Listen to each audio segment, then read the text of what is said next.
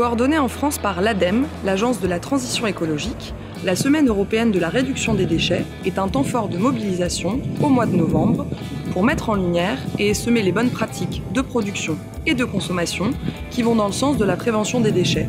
Pour résumer, le meilleur déchet est celui que l'on ne produit pas. À chaque édition de la CERD, les actions les plus exemplaires sont présentées au trophée français et européen de la CERD.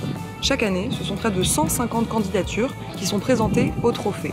Le jury va notamment sélectionner les projets qui se distingueront par leur reproductibilité, leur impact à long terme et leur originalité. Les porteurs de projets mettent en place des actions qui s'articulent autour de 6 grands thèmes de la réduction des déchets portés par la CERD. La prévention des déchets, la prévention des déchets dangereux, la prévention du gaspillage alimentaire, la promotion du compostage, réduction, réutilisation et réemploi, et les journées de nettoyage. Vous allez maintenant découvrir les projets lauréats dans chacune des 6 catégories des trophées français de la CERD 2020. Nous espérons que ces projets vous donneront envie de participer et de vous engager en faveur de la réduction des déchets.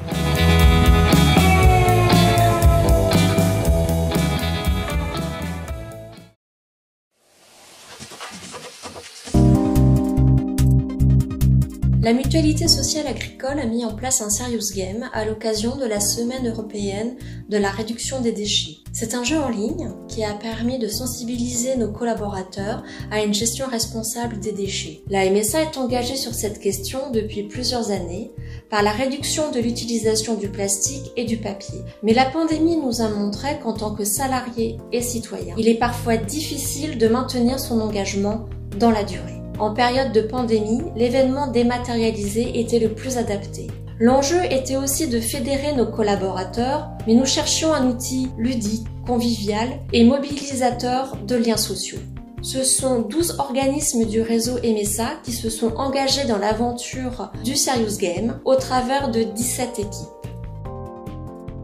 Au niveau du temps consacré, c'était 1 ou 2 minutes par jour, donc c'est pas quelque chose qui allait rendre addict, mais c'était très ludique. Et puis à chaque fois, à chaque session, on avait appris quelque chose. Il y a des chiffres qui nous ont quand même assez impressionnés et qui nous remettent du coup face au problème. Le Serious Game m'a permis de prendre conscience que le stockage des mails a un impact sur l'environnement et du coup, depuis, je supprime mes mails.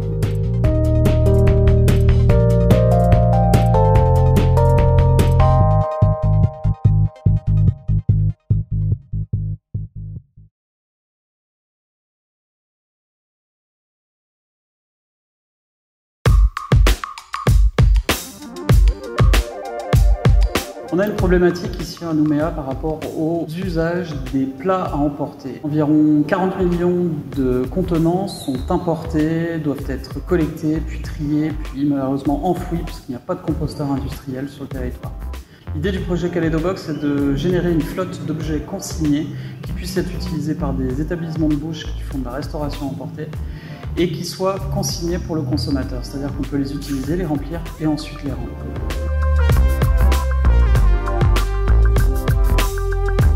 Je me suis donc rapproché de Recircle en Suisse qui propose un contenant vraiment intéressant, vraiment durable, lavable, très solide et qui peut être utilisé près de 500 fois.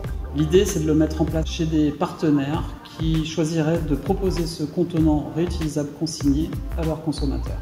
L'usage se fait de façon circulaire, on peut aller dans un endroit, le remplir, l'utiliser, un petit peu comme les bouteilles de gaz, puis le rapporter pour récupérer sa valeur de consigne. Petit à petit, on invite nos clients à opter vers cette solution zéro déchet.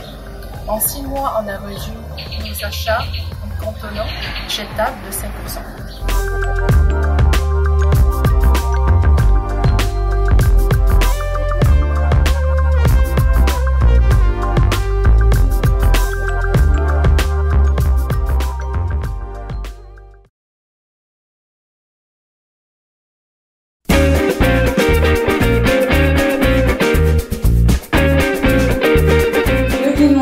Zéro déchet a été réalisé par la communauté de communes Calvi-Balagne dans le cadre du programme Famille Zéro Déchet. Ce livret a pour vocation d'aider les propriétaires d'animaux de compagnie à réduire les déchets générés par leurs compagnons à 4 pattes au quotidien. Tout cela à leur rythme.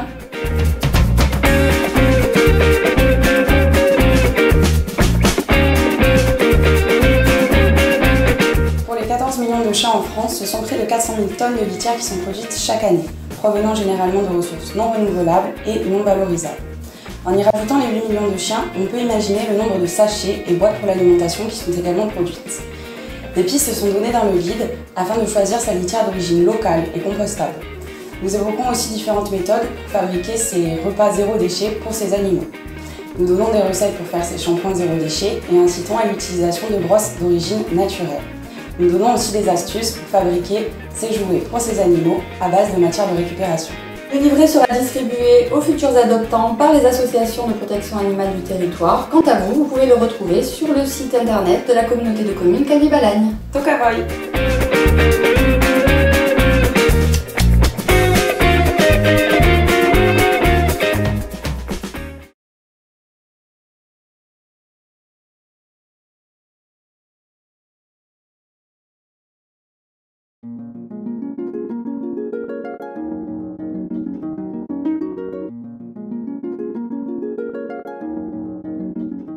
Devant les difficultés que rencontraient déjà les commerçants face à cette crise, il nous a semblé utile d'informer les Montlouisiens sur leur action quotidienne pour réduire les déchets des clients, mais aussi de leur commerce.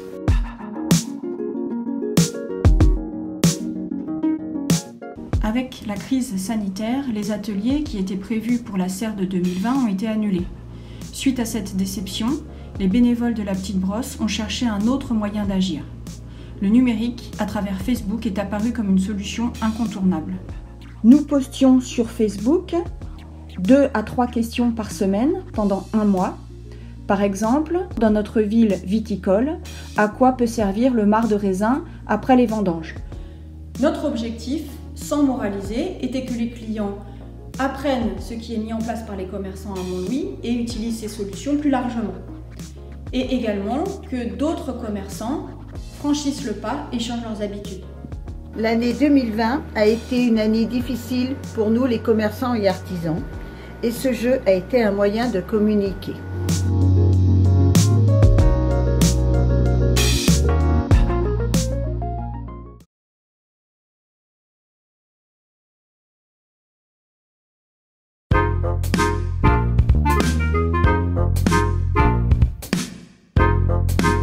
Nous sommes une école lilloise et cette année, toute l'équipe a décidé d'orienter une partie du projet de l'établissement vers le développement durable et la nature, des domaines très éloignés du public urbain qu'on accueille. On cherchait une porte d'entrée et nous avons profité de la semaine européenne de réduction des déchets pour sensibiliser les enfants à cette thématique.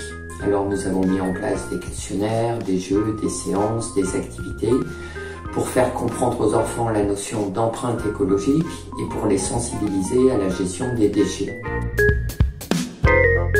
Nous voulions au maximum que les idées, les changements, les évolutions viennent des enfants. Les comportements futurs passent par eux. Alors nous avons introduit à l'école la notion d'éco-délégué et d'éco-conseil et nous avons donné carte blanche aux élèves. En fait, au début, on est juste délégué de notre classe, mais très vite, on s'est mis à beaucoup parler de l'écologie, alors on est devenus des éco-délégués. Alors, sur le gaspillage alimentaire, nous avons eu un conseil avec tous les délégués. Il y avait aussi les responsables de la restauration et le personnel de la cantine. On a permis de dire nos idées et de voir ce qui était possible ou pas.